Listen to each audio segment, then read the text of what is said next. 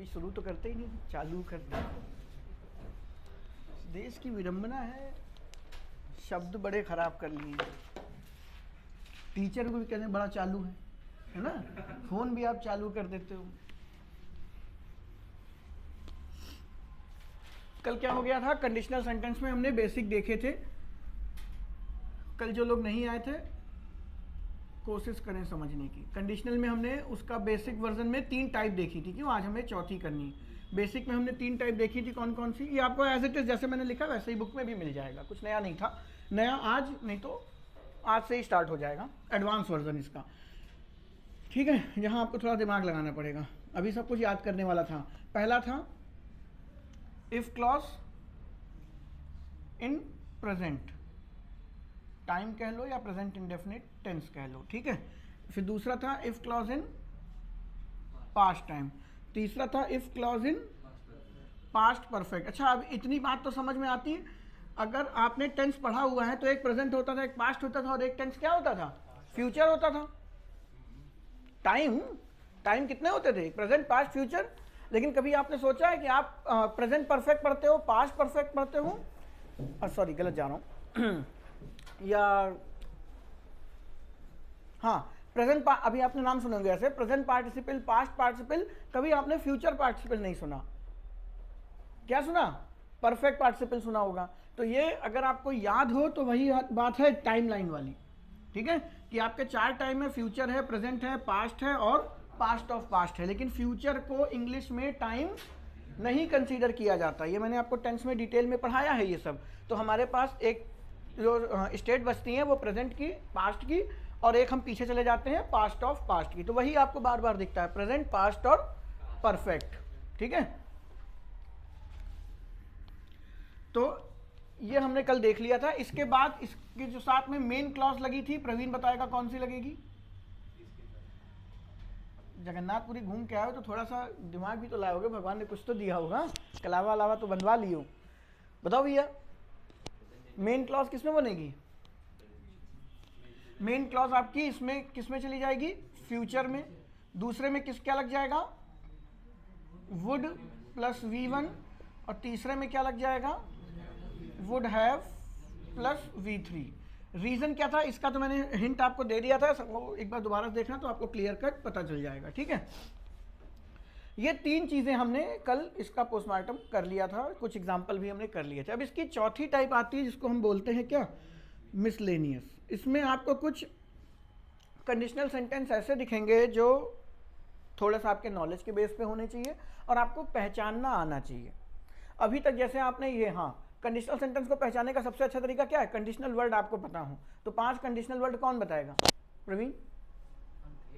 तो क्यों नहीं थे, प्रश्न तो यही है, जगन्नाथपुरी जॉब लगने के बाद चले जाते। घर वाले जबरदस्ती ले गए होंगे। बेटा तुम ही वो शख्स थे जो सबसे आगे ट्रेन की टिकट कूद के कराए होगे। चलो कोई बात नहीं, वैसे भी जब आए थे तो कौन सा आ ही गया था। जो थे बालक वो बताओ क्या नाम है तुम्हारा। आकाश नहीं, आकाश तो विकास कौन है, विकास गायब है। तुम आकाश हो, है ना। तो भैया जरा दिखाओ आकाश में कितने तारे हैं। तुम भी नहीं थे कल, थे तो जरा बताओ 5 कंडीशनल वर्ड जल्दी जल्दी। बस इफ है निकलेगी मुंह से, इफ है बेटा, थूक नहीं जो जहां मर्जी है वहां बोल दो। इफ हो गया, अंटिल हो गया, अनलेस हो गया, प्रोवाइडेड हो गया, और एज सुन एज, और सीधे बोल दो जितने भी ऐसे कंजंक्शन है वो सारे के सारे जो शर्त दिखाएंगे जिससे एक क्लॉज दूसरी क्लॉज पे डिपेंड होगी, वो कितने पूछें आप, कितने हम बताएं, है ना। तो ऐसे ही कुछ ऐसे शब्द हैं जो आपने शायद कभी सुने ही ना हो और पेपर वहां से पूछ लेता है, ठीक है। जिसमें सबसे पहला हमने कल डिस्कस कर भी लिया था, क्या, इमेजिनरी पोस्ट, या इसको हम एक तरीके से ये भी बोलते हैं कि बोलने वाले का मूड क्या है, सब्जेक्टिव है आपका, कि वो वास्तव में वो है नहीं, बस वो बनना चाहता है उस चीज को, ठीक है। तो इसमें कुछ शब्द होते हैं, जैसे मैं आपको पहले ही बता देता हूं, एज दो, एक होता है आपका एज इफ। दोनों की मीनिंग बेसिकली क्या होती है, मानो की, ठीक है। एज इफ का भी मतलब होता है मानो की, और एज दो भी आपका इसी पार्ट में आ जाता है, ये आपको मिलेंगे। एक होता है वुड दैट।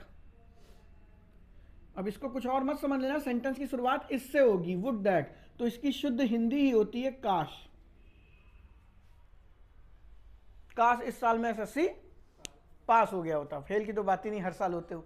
तो काश मैं इस वर्ष एसएससी पास हो गया होता, तो वुड दैट से ही सेंटेंस शुरू होगा। तो कभी आपको दिखाई दे तो समझ लीजिए इसका इक्विवेलेंट ही होता है विश, या जो भी आपका सब्जेक्ट अगर लगाते हैं तो I wish, would that he हो, वुड दैट आई हो, तो इसका मतलब ही है क्या, आई विश। आई नहीं लिखना चाहिए, लेकिन आपको समझाने के लिए लिख दिया कि मेरी ये इच्छा थी, मैं इच्छा करता हूं कि ऐसा जीवन में हो जाए। तो वुड दैट कभी आपको दिखाई दे तो पहचान लीजिएगा, ये भी एक तरीके की शर्त को ही दिखाता है। क्योंकि इसमें शर्त कैसे हो जाएगी, क्योंकि काश लगा हुआ है, यानी कि आपकी बात किसी ना किसी पे, काश तुम इस साल पास हो जाओ, यानी अगर भगवान चाहेगा तो। बात समझ रहे हैं, आपकी मेहनत पे नहीं, अगर आपकी मेहनत पे मुझे भरोसा होता तो तुम इस बार बेटा पास हो जाओगे, तुमने इतनी मेहनत की, किसी पे कोई इफ बट नहीं, सब कोई डिपेंडेंसी नहीं है। लेकिन हम क्या विश कर रहे हैं आपको, काश भगवान करे, या भगवान करे को थोड़ा देर से हाइड कर दें, काश आप पास हो जाएं। तो कौन पास कराएगा, ये काश किसके लिए है, आपका लक, आपके ईश्वर, ठीक है, डिपेंड हो गया ना। अगर भगवान चाहेगा तो आप पास होंगे। जब आप किसी को गुड मॉर्निंग विश करते हो तो वो क्या है, तुमने जैसे ही किसी को गुड मॉर्निंग विश की, जैसे ही बिस्तर से उठे भड़ाम से गिरे 2 दांत हाथ में, उसने आपसे गुड मॉर्निंग कहा था, क्या मतलब है, वो आपको विश ही तो कर रहा है। वो भी एक शर्त है कि भगवान करे आपकी सुबह शुभ हो। कभी आप कॉल सेंटर फोन करते हैं, वहां सुनते हो हैव अ नाइस डे, और इसके जैसे ही तुम होता है पीछे चप्पल उड़ती हुई आती, मम्मी पड़ती, कहाँ बतिया रहे हो 10 घंटे से, और तुमको वैसे कोई मिलता नहीं। इस बार लड़की ने फोन उठा लिया और तुम भी पूरा समझ रहे हो एकदम, हाँ ऐसे फोन ऑन लॉक होगा, ठीक है, पूरा तुम समझे, तो आपको चप्पल उड़ती हुई पड़ी, उसने तो बोला था have a nice day. That means, अच्छा देखो, मैंने कल यहाँ पे कुछ लिखा था ना, आपसे कहा था ये मुझसे पूछ लीजिएगा, क्या चीज़ थी वो, मैं भूल जाऊंगा, ठीक है, याद आ गया, तुमको नहीं, कोई बात नहीं, हमको याद आ गया, क्वेश्चन टैग था, ठीक है।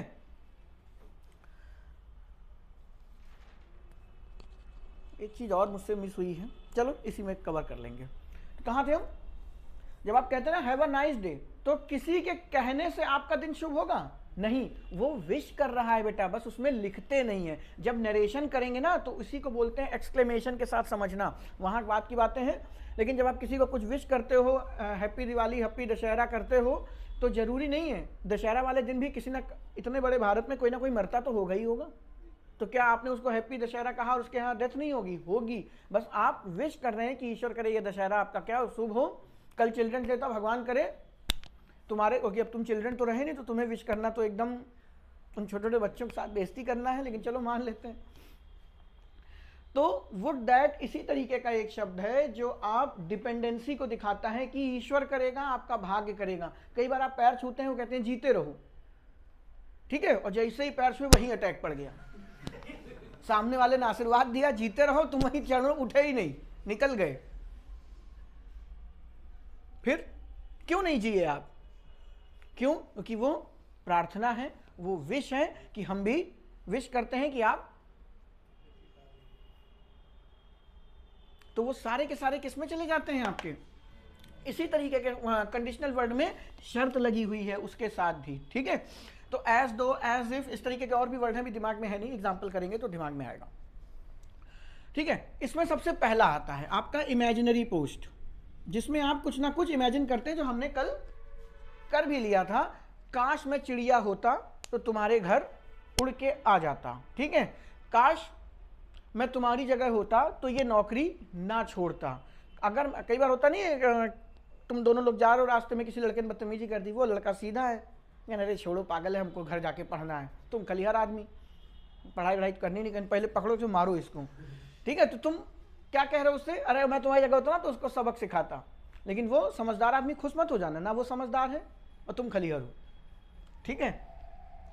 तो कुछ इस तरीके की बातें जहां पे आप इमेजिन करते हैं उस चीज को कि काश मैं चिड़िया होता, काश मैं जंगल का राजा शेर होता, भी इस एग्जांपल पे करेंगे, काश मैं चिड़िया होता, काश मैं शेर होता, और काश मैं तुम्हारा बॉस होता। यही 3 ऐसे सेंटेंस हैं जिसमें आपको एडवांस में मेन चीज समझनी है, ठीक है। लेकिन अभी सब कुछ एक ही ढर्रे पे चल रहा है कि जब आप कहीं पर इमेजिनरी पोस्ट, अरे यार रामायण, क्या नाम है, भगवान कृष्ण के बारे में जानते होंगे, तो रामायण में लक्ष्मण जी अवतार किसके थे, शेषनाग के। तो उसमें वो कहते हैं क्या, हमेशा राम बड़े थे तो वो उनकी बात मानते थे, तो उन्होंने यही कहा था कि इस बार मुझे बड़ा बनना है ताकि आप मेरी बात माने, सुना होगा ये सब। तो फिर बलराम के रूप में आए। कि दिमाग में क्यों बात आई मेरे? हाँ, तो उसमें वो कहते हैं काश में आपका, कई बार आपके भी घर में होता होगा, भाई माँ तुम्हारे ऊपर हुकूमत चला रहा होता, पैर दबाओ, हाथ दबाओ, ये करो वो करो तब खेलेंगे फलाना ढिमकाना, तो मैंने काश मैं घर में बड़ा होता। ठीक है, तो ये सारे के सारे आपके इमेजिनरी पोस्ट को, प्रवीण अंदर हो, ये सारे के सारे अभी 3 में कहां घुसे जा रहे हो? इधर आओ, बड़ा तुम भी हो, अब बैठी रहो तो 5-6 बैठो, एक ही गजब आदमी हो वाकई। खैर छोड़िए, तो काश में ये होता, काश में वो होता, इसी को बोलते हैं इमेजिनरी पोस्ट। आप बड़े भाई तो बन नहीं सकते हो, ठीक है, आप चिड़िया तो बन नहीं सकते हो, आप शेर तो बन नहीं सकते हो, आप बॉस तो बन नहीं सकते हो। तो जितनी की इमेजिनरी पोस्ट हैं उसमें ध्यान रखिएगा आप एक ही वर्ब का यूज करेंगे, वर। इसके अलावा भी यूज होती है, एक हैड बीन भी यूज होता है, लेकिन मैं भी उसको डिस्क्लोज नहीं करूंगा, धीरे धीरे बातों को सीखेंगे। उसके साथ हमेशा आप क्या लगाएंगे? वर लगाएंगे। ठीक है,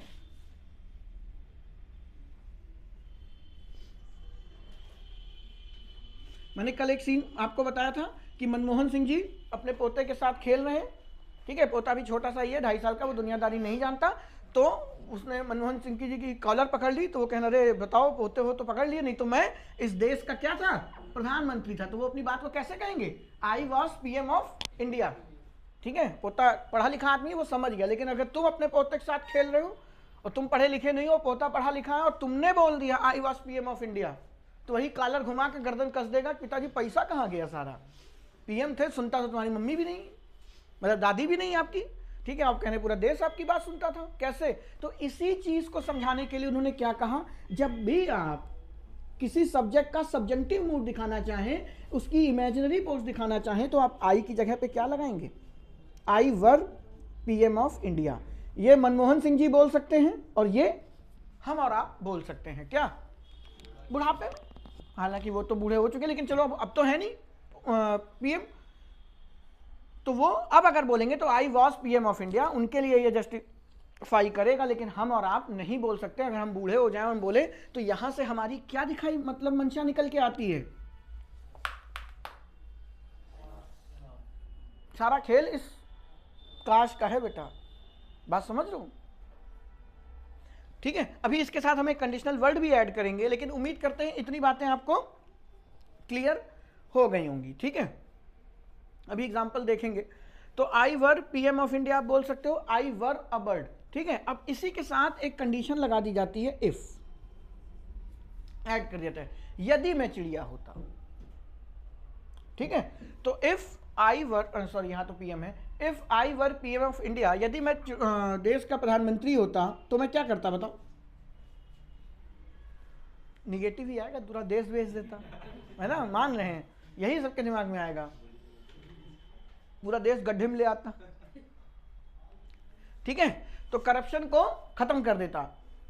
केजरीवाल की स्टेटमेंट ले ले, अब केजरीवाल ये बात बोल सकते हैं। ठीक है, मान लीजिए अभी नहीं, जब वो राजनीति से संन्यास ले ले और फिर देश में करप्शन अभी भी वैसा का वैसा ही है, तो वो बंदा बोल सकता है, if I were PM of India, I, अब ध्यान से सुनिएगा, आई क्या लगाऊं मैं आगे? आई फिनिश जैसा शब्द अच्छा नहीं है, लेकिन लिख देते हैं फिनिश, या कंट्रोल, या कुछ भी लिख लीजिए, करप्शन। तो अब यहां पे आपने देखा क्या है? कुछ नहीं, ये उन्हीं 3 का पार्ट है। अब मुझे बताइए ये किस टेंस में है? पास्ट में है। ठीक है, और पास्ट कौन सा है? चूंकि ये V2 है तो ये पास्ट हो गया, टेंस में आप पढ़ चुके हैं, V2 है पास्ट, और इसके बगल में कोई एक्शन है? कोई एक्शन नहीं, तो एक ही टेंस होता है जिसमें एक्शन नहीं दिखाते हम, स्टेट ऑफ एन एक्शन नहीं दिखाते। वो कौन सा है? इंडेफिनिट। तो बच्चे ये क्या हो गया? Past indefinite. और अभी मैंने ऊपर लिखा था पॉइंट नंबर 2 पे, if clause in past indefinite, अगर वो पास्ट में है तो अगली किस में बन जाएगी? वुड में बन जाएगी। ठीक है, ये मैंने आपको याद कराया है। अब जरा इसको रिकॉल करते हैं, ऐसा करते क्यों हैं? तो जरा आप मॉडल्स का वो पार्ट दिमाग में रिकॉल करिए जहां मैंने आपको वुड पढ़ाया है। कौन बताएगा वुड का यूज कहां होता है? क्यों? अभी तक मैंने कल की बेसिक आपको रटवा दी। If clause in present tense आगे ऐड कर देंगे हम will, if clause in past indefinite आगे ऐड कर देंगे would plus V1, if clause in past perfect आगे ऐड कर देंगे वुड हैव प्लस V3। क्यों करेंगे? अब आते हैं उसके ऊपर। ये वुड आपको पता तो है, बहुत अच्छी बात है, आप पेपर में भी कर लोगे, लेकिन पता होना चाहिए क्यों। और ये मैं पढ़ा के आया हूं, पन्ना मत पलटो बेटा, दिमाग पे जोर डालिए। वुड के कोई बात नहीं, आप यहां तक नहीं पहुंच पाए, लेकिन एटलीस्ट वुड के 2-3 इस्तेमाल आपके दिमाग में याद आ जाने चाहिए। कौन बताएगा? भले ही वो ये वाला आप ना बता पाओ, लेकिन वुड के फंक्शन बताइए। पोलाइट रिक्वेस्ट के लिए, ठीक है।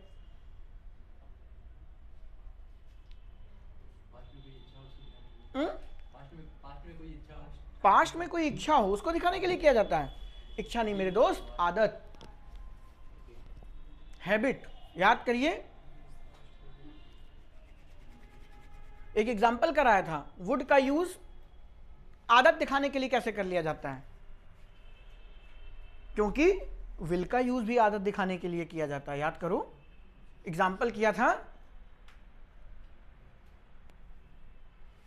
एग्जाम्पल बताओ एक आधे।